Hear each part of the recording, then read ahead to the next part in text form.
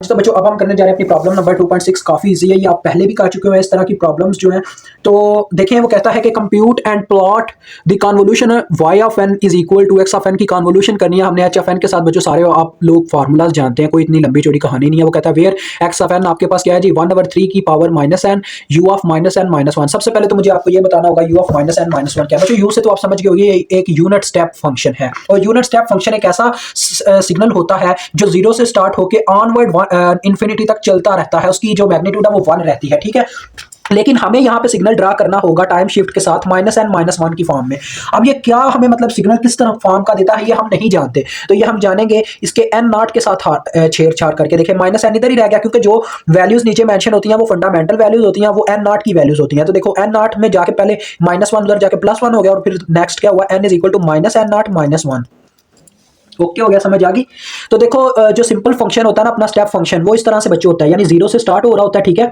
ये n वाला है तो यानी ये एक डिस्क्रीट है, तो जीरो के ऊपर इसकी मैग्नीट्यूड 1 होती है, ऐसे ही 1 के ऊपर होती है, फिर 2 के ऊपर होती है, फिर 3 के ऊपर होती है, सो ऑन, ये 1 चलता रहता है, ठीक है।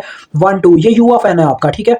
अभी मैं आपको यहाँ पे आपकी इक्वेशन लिख के बता रहा हूँ कि x ऑफ n की आपके पास इक्वेशन है जो आपको दी गई है यहाँ पे आपके मतलब के बुक के अंदर बच्चों, 1/3 की पावर माइनस n, और साथ में दिया गया u of minus n minus 1। पहले हमें ये सिग्नल ड्रा कर लेना चाहिए, फिर हम आगे बढ़ेंगे। देखें u of minus n minus 1 पहले बच्चों मुझे आपको ड्रा करके बताना पड़ेगा, क्योंकि उसी से हमारा x ऑफ n का सिग्नल ड्रा होना है। देखें u of minus n minus 1 यानी कि मुझे n की वैल्यूज यहाँ पे n नॉट की वैल्यूज पुट करके, ये मैंने आपको ऑपरेशन लगा के दिखा दिया, बस n नॉट की वैल्यूज पुट करके देखते जाना क्या क्या होता है उनके साथ, ठीक है। देखो पहले जब हम जीरो पुट करेंगे यहाँ पे बच्चों n नॉट की जगह, तो क्या होगा, -0 -1, यानी कि ये सिग्नल उठ के -1 पे शिफ्ट हो जाएगा।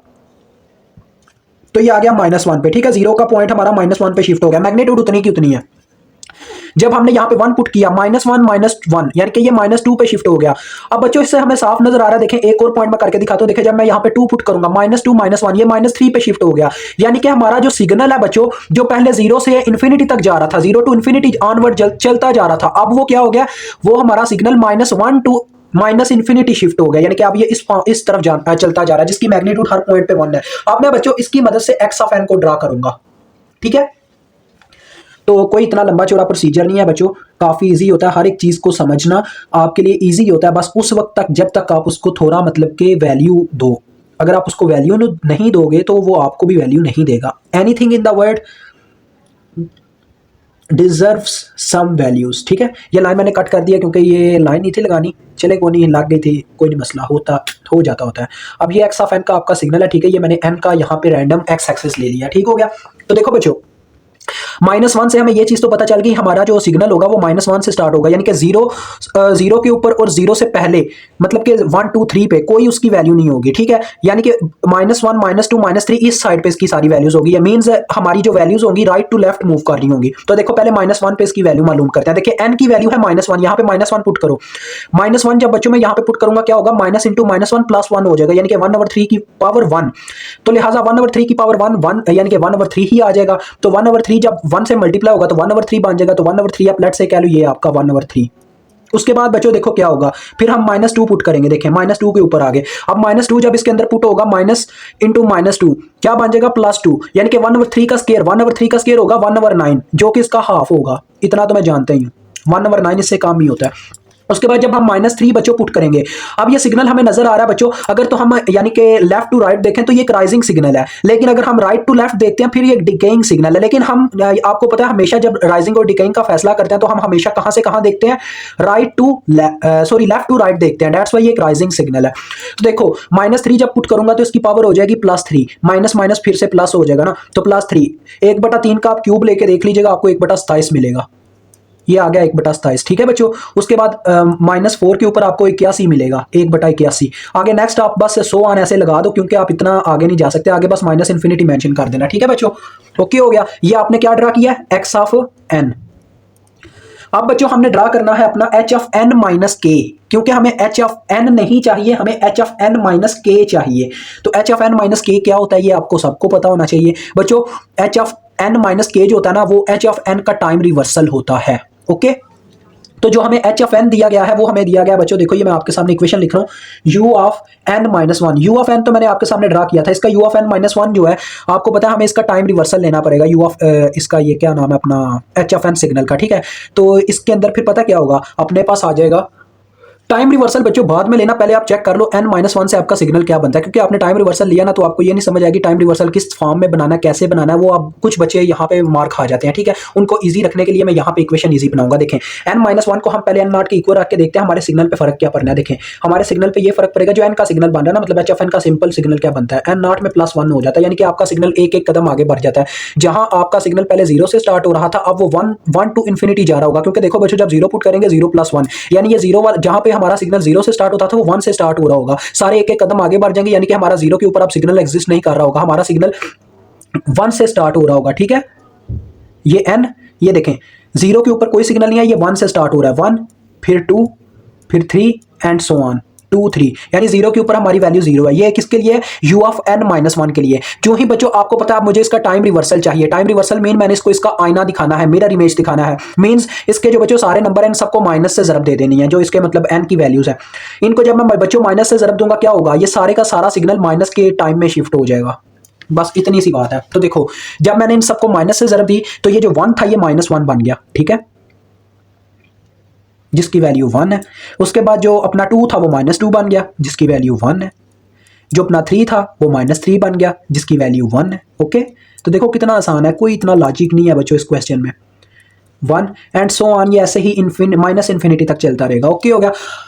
तो लें जी बच्चों, काफ़ी हमने मतलब कि हिम्मत कर लिया, आ गया अपना HFN माइनस के। अब आप डायरेक्ट फार्मूले पे आ जाओ, क्योंकि काफ़ी हमने इसको एक्सप्लेन कर दिया। अब आ जाओ डायरेक्ट फार्मूले पे। y ऑफ n का क्या फार्मूला है कन्वोल्यूशन के अकॉर्डिंग, x ऑफ n की अगर बच्चों HFN के साथ कन्वोल्यूशन हो रही हो डिस्क्रीट सिग्नल की तो उसका फार्मूला होता है k is equal to -minus infinity to infinity. अभी हम ये नहीं बात करेंगे कि इसकी लिमिट्स क्या, लिमिट्स मैंने एज इट एज वैसे ही पुट कर दी है, ठीक है, उसको भी भूल जाओ। डायरेक्ट आ जाता होता है x ऑफ n और आगे आ जाता, सॉरी x ऑफ n नहीं, x ऑफ k होता है, और साथ में होता है h of n minus k, ठीक है बच्चों। तो ये मैंने यहाँ पे पुट कर दिया। तो ले जी, इतना तो हमने आपके लिए कर दिया। अब हमने आपके लिए क्या करना है वो बात आती है मुद्दे पे। तो बच्चों इतना तो आप सब जानते हैं, कन्वोल्यूशन में हम क्या करते थे, ओवरलैपिंग सिग्नल की करवाते थे टाइम शिफ्टिंग के साथ साथ। लेकिन देखो इसका टाइम शिफ्ट लेना ही नहीं पा रहा, ये पूरा सिग्नल फर्स्ट स्टेप में ही पूरा ओवरलैपिंग में आ गया। तो जो हमारा y ऑफ n ड्रा होना है उसको ड्रा करने से पहले हमें ये जानना होगा कि इसका ओवरलैपिंग का एरिया कहाँ से लेके कहाँ तक है। आप देखें जरा, इसका ओवरलैपिंग का एरिया -इन्फिनिटी से स्टार्ट हो रहा है और -1 पे आके खत्म हो रहा है, यानी कि -इन्फिनिटी टू 0 कह सकते हैं हम इसको, ठीक है, क्योंकि यही इसकी लिमिट बनेगी। तो हाँ, तो बच्चों अब बात आती है इक्वेशन हम कैसे मतलब कि यहाँ पे होल्ड करवाते हैं। ज़रा गौर कीजिएगा कि यहाँ पे जो अपना एक्स के की लिमिट्स हैं, लिमिट्स के ऊपर आते हैं बच्चों। ये के कहाँ से मतलब ओवरलैपिंग कहाँ से स्टार्ट हो रही है और कहाँ पे दी एंड हो रही है, ये हमें पता करना है। तो देखो ये जो ओवरलैपिंग है ना, ये हमारे पास -इन्फिनिटी से स्टार्ट हो रही है, ये तो एग्जैक्ट यहीं से पता चलता है, और एंड होती है जाके -1 पे। लेकिन हम डायरेक्ट बच्चों -1 यहाँ पे नहीं लिख सकते, उसका एक रीज़न है, वो भी मैं आपको बताता हूँ। देखें y of n is equal to आएगा हमारे पास sigma k is equal to -infinity से ही ये स्टार्ट करेगा, बट यहाँ पे इसकी जो लिमिट होगी वो होगी n-1, क्योंकि बच्चों आपको याद होगा हमने प्रीवियस में भी जब ये इसकी एक प्रॉब्लम हल किया तो उसमें भी हमें यहाँ पे -1 नहीं लिखने को मिल सकता, क्योंकि 0 पुट करो तो वो एक अलग बात होती है। आपको बच्चों याद होगा कि ये हमने पढ़ा था, देखें सिग्मा जब k इज इक्वल टू होता है 0 टू n और साथ में लिखा हो अल्फा की पावर n या अल्फा की पावर k, सॉरी अल्फा की पावर k, वो बराबर होता है 1 माइनस अल्फा की पावर n+1 और 1 माइनस अल्फा। ये उसका फार्मूला था, ये हमने यहाँ पे अप्लाई करना है। डेट्स वाई देखो वहाँ पे अब ये बात आती है, अब जहन में हमारे भी ये बात आएगी कि वहाँ पे n ही क्यों लिखा गया था, क्योंकि बच्चों वो 0 के ऊपर स्टॉप हो रहा होता है। डेट्स वाई वहाँ पे n-0 से n ही हमें मिल रहा होता है। लेकिन ये जो हमारा सिग्नल है ये ओवरलैपिंग का फर्स्ट स्टेप जो तय करता है वो -1 पे करता है। तो देखें हम क्या करेंगे, n-1 करेंगे। डेट्स वाई यहाँ पे n-1 आ गया। अब देखें x ऑफ k की मैं यहाँ पे वैल्यू पुट करता हूँ, तो x ऑफ k की वैल्यू जब मैं यहाँ पे पुट करना चाहूंगा तो मुझे n को k से रिप्लेस करना होगा। तो ये देखो क्या आ जाएगा, 1/3 की पावर -k, ठीक है। और दूसरी तरफ बच्चों इसके साथ एक यूनिट स्टेप फंक्शन है, तो इसकी मैग्नीट्यूड हमें पुट करनी है, ना कि इसका यूनिट स्टेप फंक्शन पूरा पुट करने बैठ जाना। तो इसकी मैग्नीट्यूड आपको पता है 1 होती है हर स्टेप पे। डेट्स वाई ये 1 पुट हो गया, और उसके बाद h of n minus k की भी आपने ये सारी चेक कर लिया कि क्या है अपने पास, मैग्नीट्यूड 1 है। तो ये आपके पास इक्वेशन बन गई, देखें 1/3 की पावर -k।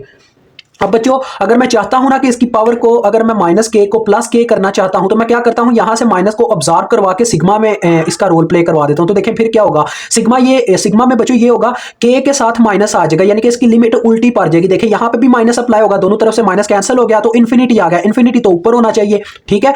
उसके बाद देखो यहां पे भी फिर माइनस अप्लाई हुआ होगा तो माइनस इनके दोनों के साइन चेंज हो जाएंगे, जो कि यहां पे नीचे आ जाएगा, यानी कि 1 पॉजिटिव हो गया -n हो गया। अब सारे बच्चे पूछेंगे सर आप क्या कहना चाह रहे हैं, हम समझे नहीं। देखें मैंने ये किया कि बच्चों ये जो 1/3 के साथ माइनस के था ना, मैंने इसको प्लस के बनाने के लिए इसका माइनस उठा के पीछे ऑब्जॉर्व करवा दिया, यानी कि पीछे जब उसको पीछे अप्लाई कर दिया। पीछे अप्लाई करने से क्या हुआ है, पीछे अप्लाई करने से बच्चों ये काम हुआ है कि हमारे पास जो माइनस इन्फिनिटी थी वो प्लस इन्फिनिटी होकर ऊपर चला गया, और जो अपने पास n माइनस वन था उनके साइन दोनों के चेंज हो गए, वन माइनस एन हो गया। ओके हो गया, ये आपके सामने आ गया। अब हमने इसको इस फॉर्म में लेके जाना, तो देखो मुझे वन माइनस एन की जगह क्या चाहिए, जीरो चाहिए, जबकि यहाँ पे वन माइनस एन है। तो इसका क्या किया जाए, तो बच्चों अब देखें यहाँ पे हमारे पास वो फॉर्म नहीं बन रही। देखिए ये वन माइनस एन से स्टार्ट हो रही है और इन्फिनिटी तक जा रहा है, हमारे पास वो फॉर्म नहीं बन रही जो हम बनाना चाहते हैं। तो इस फॉर्म इसको बनाने के लिए मजीद हम क्या कर सकते हैं, देखिए हम लेट कर लेंगे। देखें किस तरह से लेट, अब देखो बच्चों अगर मैं के की लिमिट्स पुट करता तो मेरे पास एक आता है यहाँ पे इस तरह से, देखो वन माइनस एन प्लस के, ठीक है जी। अगर मैं इसको वहां पे पुट करना चाहूँ ना तो इस तरह से मेरे पास एक लास्ट पॉइंट बनेगा वन माइनस एन प्लस के, जिसको हम बच्चों लेट कर लेंगे इज इक्वल टू के प्राइम, ठीक है। अगर मैंने इसको के प्राइम के इक्वल लेट कर लिया तो बच्चों देखो जब के प्राइम को इसके इक्वल लेट करूंगा तो मेरे पास यहाँ पे इसकी लिमिट जो है ना वो जीरो टू इन्फिनिटी स्टार्ट हो जाएगी। क्यों, क्योंकि पहले नंबर पे देखो हम यहाँ पे क्या पुट करेंगे, देखें हम के की जगह जब पुट करेंगे वन माइनस एन, यहाँ पे फिर से वन माइनस एन पुट होगा तो इसमें से ये माइनस होकर इसको जीरो कर देगा। के प्राइम की जो फर्स्ट लिमिट होगी वो जीरो से स्टार्ट होगी, ठीक है। तो दूसरे नंबर पे अगर देखा जाए जब हम यहाँ पे के की जगह इन्फिनिटी पुट करेंगे तो ये इसको भी इन्फिनिटी कर देगा, यानी कि के की लिमिट्स आ जाएंगी K prime ranges from zero to infinity. Okay, तो अब देखो इसको मैं जब पुट करता हूं फिर मेरे पास क्या आता है, ये देखें Y of N is equal to, अभी हमारे पास वो फॉर्म नहीं बनी जो बननी चाहिए, वो इस तरह से बनेगी। देखें 1/3 की पावर हो चुकी होगी हमारे पास, देखें ये आ गया K prime is equal to zero to infinity. Okay, यानी कि मैंने के को समझे उसके अंदर पुट कर दिया तो ये मेरे पास इस फॉर्म में आया होगा 1/3 की power K prime plus one minus N. अब बच्चों इसको मैं अगर अलग करना चाहूँ वन माइनस एन को तो मैं कर सकता हूँ, बिल्कुल कर सकता हूँ, क्योंकि जैसे आपको पता है टू की पावर अगर एन प्लस वन हो तो हम उसको इस तरह से लिख सकते हैं टू की पावर एन डॉट टू की पावर वन, क्योंकि ये पावरें ऐड हो जाती है जब बेसिस सेम होती हैं। तो ऐसे ही यहाँ पे भी मैं करूंगा ताकि मेरे पास वो रूल बन जाए, इस फॉर्म में आ जाए। यानी यहाँ पे हमारे पास एन की वैल्यू इन्फिनिटी है इसके अंदर, तो मैं आपको समझाता हूँ क्या करना है। हमने देखें बच्चों इसको बनाना है 1/3 की पावर के बनाना है, लेकिन यहाँ पे के प्राइम है तो 1/3 की पावर के प्राइम बनाना, तो हम क्या करेंगे 1/3 की पावर वन माइनस एन को मैंने अलग कर लिया, ठीक है, और अंदर रह गया सिर्फ बच्चों ये देखो K prime ranges from zero to infinity. Okay, और 1/3 की पावर के प्राइम। अब बच्चों देखो लिमिट्स पुट होने लगी हैं, यानी कि मैं उस फॉर्म में लेके जाने लगा हूं। अब देखो हमारे पास आया था वन माइनस अल्फा की पावर एन प्लस वन, तो यहाँ पे क्या आ जाएगा 1/3 की पावर वन माइनस एन, ये जो आपने पहले से अलग कर लिया हुआ, ठीक है, क्योंकि असल में यही पावर हमें तंग कर रही थी वन माइनस एन वाली, और कोई लेना देना नहीं था यहाँ पे। अब यहाँ पे क्या आएगा, देखो जरा गौर करो, यहाँ पे ये अल्फा है आपका, ठीक है बच्चों, अल्फा की range of zero to infinity, तो देखो वो क्या आया था वन माइनस अल्फा, अल्फा क्या है हमारे पास यहाँ पे 1/3, तो देखो 1/3 आ गया, इसकी पावर n प्लस वन, इसकी power n plus one, n वहां पे क्या था बच्चों, n यहाँ पे था तो इस वजह से n प्लस वन आया था, लेकिन यहाँ पे हमारे पास n की जगह क्या है, इन्फिनिटी है, तो infinity plus one is also infinity. Okay, और बटे में वन माइनस अल्फा, तो one minus alpha means one minus 1/3 आ गया, ठीक है। समझ रहे हो ना बच्चों, इस फार्मूले के तहत ये आया। अब ये जिन बच्चों को कंफ्यूजन होती है उनके लिए मैंने ये क्लियर किया कि यहाँ पे इन्फिनिटी क्यों आ रहा है, क्योंकि हमारे पास यहाँ पे n की बजाय इन्फिनिटी था। ये चीज याद रखना, हमने क्या किया, सबसे पहले ये चीज दोबारा एक दफा मैं रिपीट कर रहा हूं, हमारे पास यहाँ पे इसकी लिमिट स्टार्ट हो रही थी माइनस इन्फिनिटी से n माइनस वन तक ये ओवरलैप कर रहा है, क्योंकि हम डायरेक्ट माइनस वन नहीं पुट करते, बिकॉज हमारे पास ये फॉर्म होती है अल्फा और के की फॉर्म में, तो लिहाजा यहाँ पे हमारे पास जीरो की बजाय n माइनस वन है, ठीक है जी। n वहां पे जब जीरो होता था दैट्स वाई वो n माइनस जीरो होकर n ही रह जाता था, लेकिन यहाँ पे था हमारे पास माइनस वन, दैट्स वाई ये n माइनस वन आया, ठीक है। उसके बाद मैंने आगे x ऑफ k की वैल्यूज पुट की, जिसमें 1/3 n रिप्लेस हो गया k के साथ, और बाकी आपको पता है यूनिट स्टेप फंक्शन थे दोनों, दैट्स वाई की वैल्यू 1 1 पुट होगी, ठीक है। उसके बाद के की रेंज हमने पुट की जो कि क्या थी बच्चों, देखो n minus one two minus infinity. अब हमने इसको बनाना था, यानी कि हमने इस माइनस के को प्लस के बनाना था, माइनस के को प्लस के बनाने के लिए हमने ये माइनस पीछे ऑब्जर्व करवा दिया। जब माइनस पीछे ऑब्जर्व करवाया, यहाँ पे माइनस आया, माइनस माइनस से कट गया, प्लस इन्फिनिटी हो गया। प्लस इन्फिनिटी फाइनल पॉइंट होता है जो कि ऊपर आना था, दैट्स वाई उसको ऊपर लिखा फिर हमने, और यहाँ पे भी माइनस अप्लाई हुआ तो इनके साइन चेंज हो गए, वन माइनस एन हो गया। अब हमारे पास जो फार्मूला है जो हमने मतलब कि अभी तक हम स्टडी करते आ रहे हैं वो ये था K is equal to zero to N, जबकि यहाँ पे के की लिमिट जो बन रही है वो है वन माइनस एन से इन्फिनिटी। तो आपने पता क्या करना है, इस लिमिट को के अंदर, यानी ऐसे ही समझे के अंदर ये जमा हो रहे हैं सारे, तो ये ऐसे इसकी लिमिट आ गई, देखो ये दोनों उस तरफ चले गए तो आपके पास आ गया के की क्या नाम है यार, तो लिहाजा यहाँ पे हमारे पास के प्राइम आ गया। हमने इसको इसके बराबर इसलिए बच्चों लेट किया क्योंकि देखिए हमने ये किया बस के की जगह ना ये इसकी फाइनल लिमिट है, तो यहाँ पे माइनस अप्लाई होना था, यानी इस तरह से होना था, देखो जरा के इज इक्वल टू अंदर माइनस अप्लाई होना था, क्योंकि फाइनल लिमिट अगर हम डायरेक्ट ले रहे हो तो इस तरह से आती होती है।